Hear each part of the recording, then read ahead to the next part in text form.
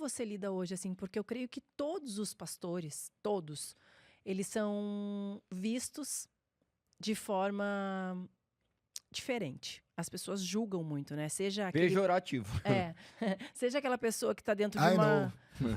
de uma comunidade pequena, onde não é visto, ou seja, uma pessoa pública. Como você lida com isso? Não é fácil.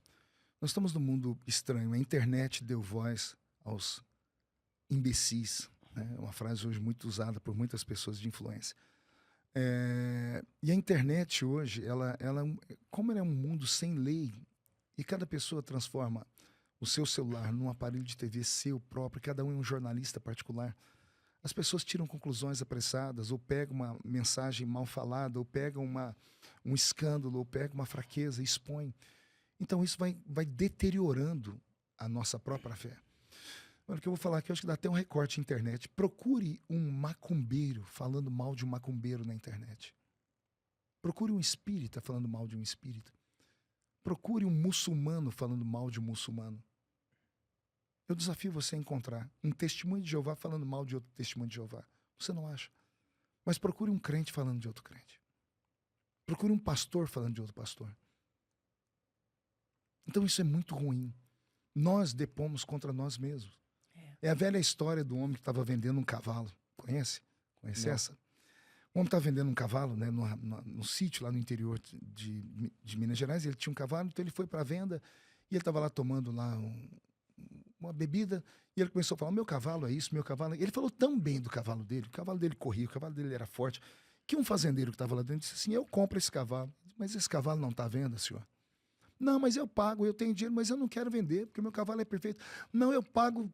E o homem começou a fazer oferta. Eu, por esse valor, eu não vendo nem o casco do cavalo. Daqui a pouco chegaram no consenso. E o fazendeiro comprou o cavalo por um alto preço. 2 dias depois, o fazendeiro foi naquela mesma venda, encontrou o homem e entrou gritando, você mentiu para mim. Aquele cavalo é assim, aquele cavalo não corre, aquele cavalo tem uma barrigueira, aquele cavalo... Depois que ele falou as 5 coisas, o mineiro falou assim para ele, se o senhor continuar falando assim, ninguém vai querer comprar seu cavalo, viu? Moral da história.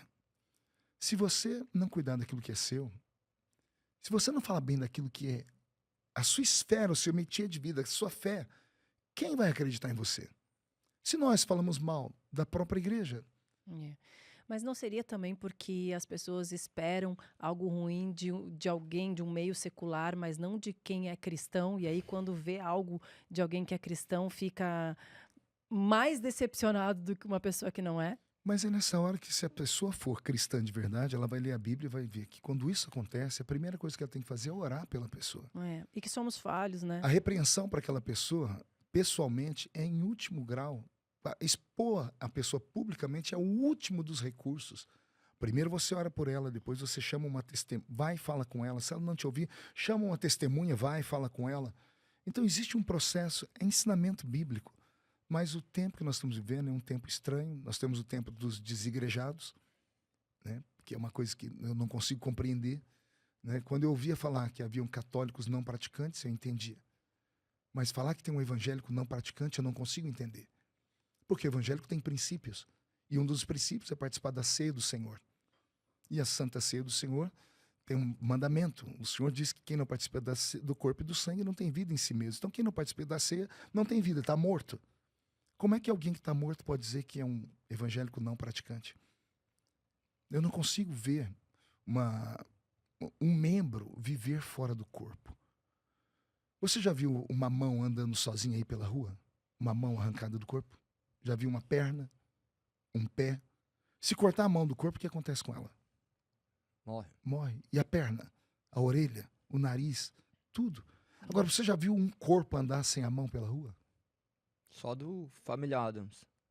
Não, eu conheço um pastor, Vitorino Silva, ele não tem uma mão, é um dos maiores cantores gospel, mas ele vive, o corpo vive sem o membro. O membro não vive sem o corpo. Então, verdade. É você que é desigrejado, sei que você vai me bater, vai espancar, eu sei que você está magoado, está machucado, mas não existe vida onde você está. Só existe vida em Cristo. E só existe vida se você pertencer a um corpo. E hoje também as pessoas, elas não estão prontas para ouvir a verdade do evangelho, né? Elas não querem ouvir, porque quando nós falamos realmente a verdade do evangelho, ele é confrontador. Negue-se a si mesmo, né? Eu sou muito crítico, eu sou evangelista, eu sou crítico. Ontem eu estava pregando em Aparecido de Goiânia, numa grande igreja, e eu falei sobre isso. Eu disse que as pessoas que começaram a seguir Jesus no início, na Bíblia, iam por causa do que ele falava.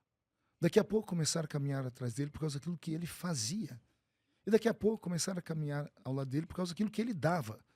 E daqui a pouco caminhavam atrás dele para ter uma mescla de tudo isso.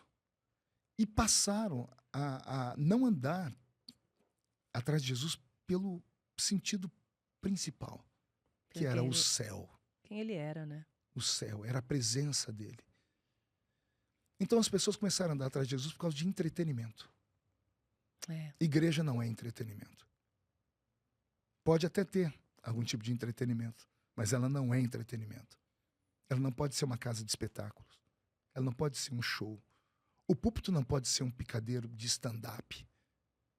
O lugar é muito sério. Eu aprendi isso desde a minha infância. Pastor não é o cara, é o homem de Deus. As pessoas não respeitam mais um homem hoje de terno e gravata pregando. A internet, como eu disse, deu voz a todo mundo e hoje ninguém acredita em mais nada. Por isso estamos vivendo um momento muito estranho da igreja. A igreja pós-pandemia é uma igreja estranha. Havia uma igreja antes da pandemia. Depois da pandemia criou-se uma nova igreja. Eu estou tentando assimilar essas duas igrejas. Ultimamente parece que eu não prego mais para uma igreja viva. Parece que eu prego para figurantes daquela série chamada The Walking Dead. Mortos que caminham, zumbis, pessoas que estão na igreja porque não tem outro lugar melhor para ir, estão viciadas em ir na igreja, mas não absorvem mais, não se convertem de verdade, não querem o Salvador, não querem o Senhor.